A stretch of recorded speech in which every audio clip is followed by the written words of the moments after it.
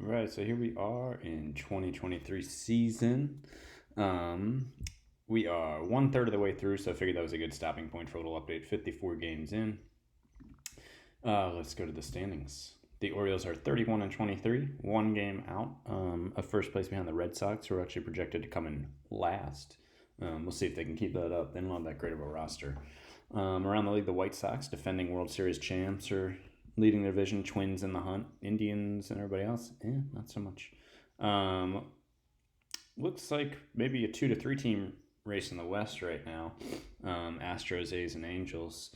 Um, and then let's see, the East, the Braves and the Phillies are burying people. I don't understand the Nationals, man. Their pitching must be super bad.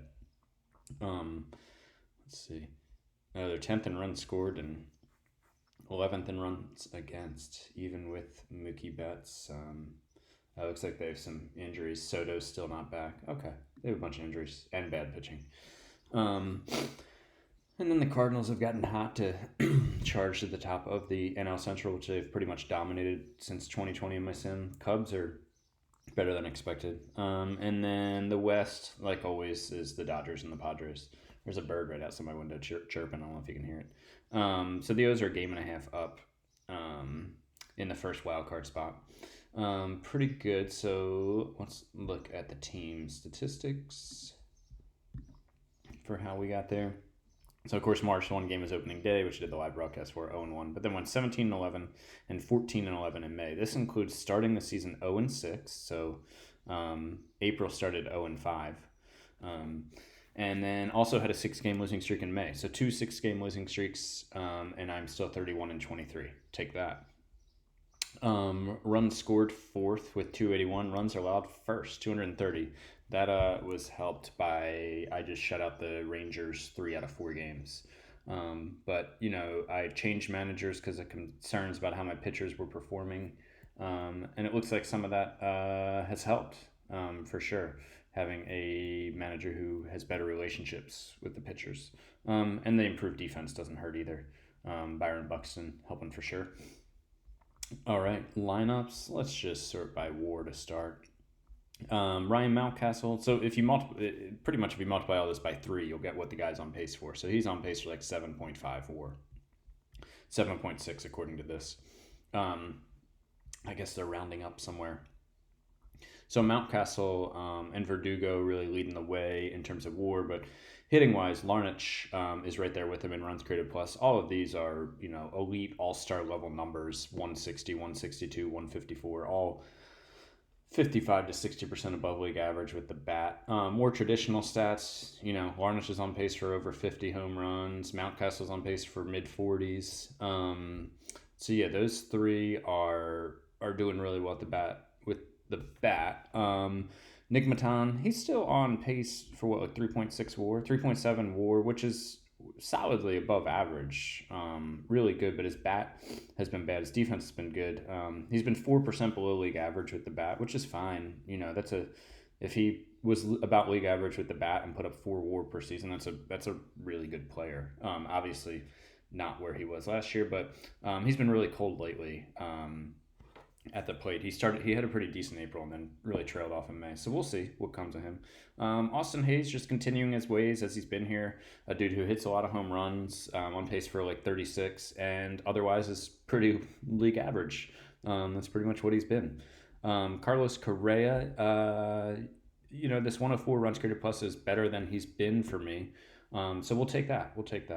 Rutschman, he was a beast last year at the plate. He's off to a slow start. 87 runs created plus. He's hitting 247. On base is 308. So he's below average, but still a great defensive catcher, and I think he'll be fine. Carlos Santana, I brought in on a trade, which I'll get to in a minute. And he's only had like 6 plate appearances for me in the month since I brought him in. I brought him in because I didn't have a real backup first baseman for Mountcastle, but more importantly, I didn't really have a pinch hitter. So I like him as just a bench bat, and I got him really cheap from the Royals. He's not playing much, but he's good insurance from Mountcastle. If Mountcastle and Larnach weren't like my 2 best players, he would probably get more playing time. I just don't want them out of the lineup ever. Let's see here. Adam Hall is my utility. infielder who's getting more playing time because Ryland Bannon's been terrible, but he hasn't really done too much with it yet. He's an 86 runs created plus, which is 14% below league average, which for a utility infielder is fine. And Kyle Isbell, utility outfielder, not well. He's a backup outfielder at 87 runs created plus. They're both totally adequate as backups, and they're good defensively. They're net positive on the team with their glove. They're doing fine. Salvador Perez, bit of a disaster. He's been worth negative WAR, not too good, but he's really good in the clubhouse. He's like the leader of the clubhouse, and he's good defensively. So I'm not looking to make a change there. Ryland Bannon, worth negative 0.4 WAR, 63 runs created plus, which is just that's not even major league quality, not even close. 274 OBP. He 2021 was a rookie season, and he was pretty bad, but not this bad. But I gave him another shot in 2022, and he was great. 117 runs created plus, a 4 WAR, which is like borderline all-star level. But then back down. So we'll see. He's 27 now. So it's not like he's like 23. And so I don't see him making a change there this year unless, he continues to be this bad, and I'm in July. Maybe I'll look to bring somebody in, but I still like him. So we'll see. And then Byron Buxton has just been terrible. Runs created plus of 20, which is like, 63. Bannon isn't even it's not even major league quality. So he's batting 163, an on base percentage of 198. Good Lord. He is kind of inconsistent with the bat, as you can see. He's kind of all over the place here, from anywhere from terrible to just below average to his to average a couple of years too. In 2019 in real life, in 2022 last year. There's no way he can continue to do this bad, I don't think. But his glove has been really good. He's been putting up, a really solid defense, which has kept him, which he's still going to be worth negative 1.6 WAR even with that defense. So I don't know. He's under contract for 4 more years. I see myself playing this year out with him just because even if his bat is terrible, his glove is still good, which helps. So that's the hitting. And did I say Alex Verdugo? Yeah, I talked about him. Never mind. Sorry. All right. And then pitching, which has been much better this year. German Marquez is worth 2.7 WAR, which is tied for the league. His ERA is 3, which is tied for 7th in the league. He's just been awesome. He's on pace for 8 WAR, which would put him in the Cy Young discussion for sure. Striking out 9.4 guys per 9, not walking anybody, not giving up many home runs. On pace for 15 wins. And then Alex Wood, Luis Castillo. Remember, both these guys put up less than 1 WAR in full seasons with me previously, so they're already there this year. 5.01 ERA for Castillo looks a little high, but an ERA plus of exactly 100 tells you that's exactly league average in this environment. So there's a lot of offense so far in the league this year. Connor Jones, my all-star reliever from last year, still pitching in middle relief and high leverage and doing great. Looks like he could be an all-star again this year, maybe. Durbin Feltman is interesting. He's my setup guy. One of my setup guys. He's got a 6.35 ERA, but a 2.88 FIP. So he's been very unlucky. Luke Weaver has been decent, 0.4. That's okay. Better than he had been the years before, right? Last year only put up 0.9 in a whole season. He's on pace for 1.3 this year. He's improved. DL Hall got off to a slow start, but is coming around, is doing better. Will Smith, it's been okay. Andrew Miller just hasn't pitched much because he's a specialist. He's got a 1.12 ERA, only 8 innings. Grayson Rodriguez is pitching out of the pen as the long man. He kind of shuttles back and forth with a couple other guys, but he's the guy up right now, and he's got a 2.545 ERA, 3.51 FIP, and 7 1/3 innings. I don't see him becoming a rotation fixture, but he's gonna be a usable major league pitcher. Maybe Colton Hawk is up because of an injury to Jairo Diaz, and he's pitched well. And then Barnes and Hammer have been okay, not great, but their ERAs are good. They just have been getting lucky. They've been giving up a lot of home runs, and Hammer walking 7.3 guys per 9 is kind of crazy. But it's only 17 innings. He has a better track record than that. So then, just to look at the top prospects real quick, Asa Lacy is doing great in Norfolk. He's 9 starts, put up 1.5 wins, a 2.19 ERA, striking out almost 11 dudes per nine, keeping the home runs down. The walks are okay-ish. Um, he's still got some room to grow, and I don't have a huge need for him, so I'm not going to rush him. Because once he's on the roster and once I start that service time clock and all that, etc., he's there.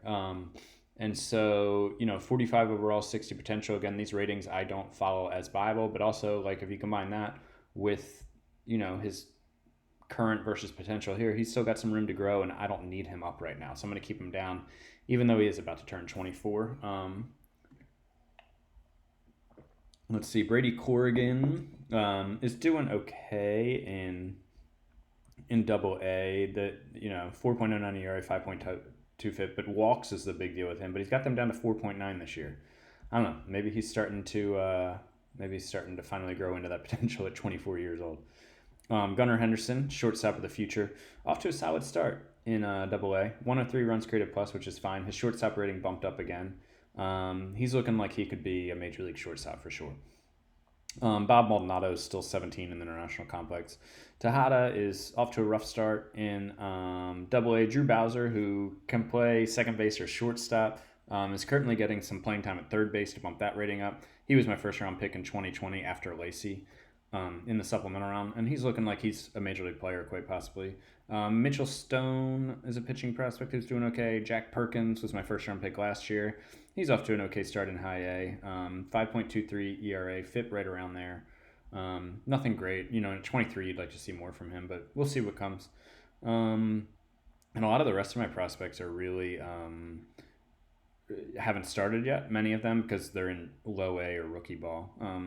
So anyways, that's some interesting stuff from around the league. This is one funny thing I saw. Leader in on-base percentage is Alfonso Rivas, who is, of course, a prospect who I got as a throw-in from the Cubs and then really developed for me. And as you can see, Verdugo, Mountcastle, Larnach, Verdugo, Mountcastle, these guys are all over the place. Mountcastle leads the league in doubles and runs. Sorry, but so this guy is the guy I traded in the Alex Wood trade, who I thought might be able to develop, but I had Mountcastle at first, I had Larnach at DH, I had no room for him. And yeah, he's on pace for 5.6 WAR. He's put up 1.8. His on pace percentage, like I said, leads the league at 450. So, that's going to happen when you trade away dudes. But I was dealing from a position of strength, and I got a pitcher who helped me compete for the playoffs last year. And, Wood is still with me this year. And he's my, number 3 starter, I think? Yeah, number 3 starter. He's going to put up over 3 wins for me at his current pace. So, I'd do that trade again just because where was I going to fit Rivas? Anyway, so that's the team for now. 31-23, 1 game back at the draft coming up. I'll do an update on that, and then probably a full team update around the All-Star break. And we'll see where things stand. But so far so good in Gary Kendall's first season, looking like we're making good on the potential to compete for the AL East crown.